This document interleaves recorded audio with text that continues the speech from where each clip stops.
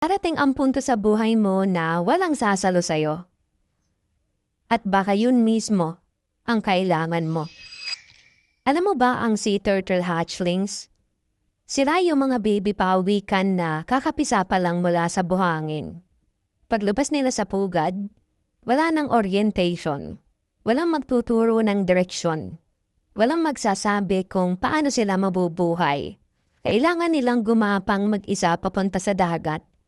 At ang kakaiba rito, hindi sila dapat buhatin ng diretso papunta sa tubig. Dahil ang maikling paggapang na yon ay bahagi ng survival process nila.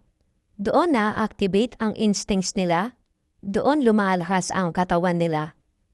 At doon nagsisimula ang kakayahan nilang mabuhay sa sarili nilang mundo.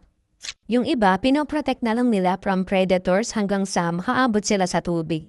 Pero yun na lang yung extent ng tulong nila. At sa dulo, yung mga nakarating lang sa dagat ang may chance mabuhay.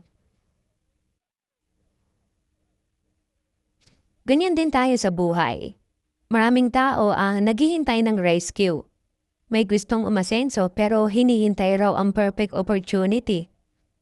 May gustong magbago ang kalagayan pero kailangan pa raw ng may mag-motivate sa kanila. May gustong magsimula pero takot kumilos dahil tingin niya hindi pa siya ready.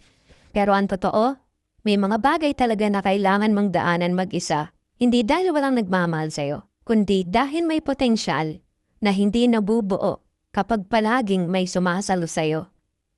At minsan, ang tulong na hinahanap mo, siya rin ang sumisira sa'yo.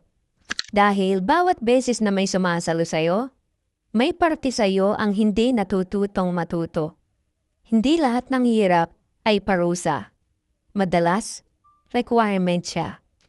Kung gusto mong mabuhay ng mas mataas na level, wala kang ibang aasahan kundi ang sarili mo.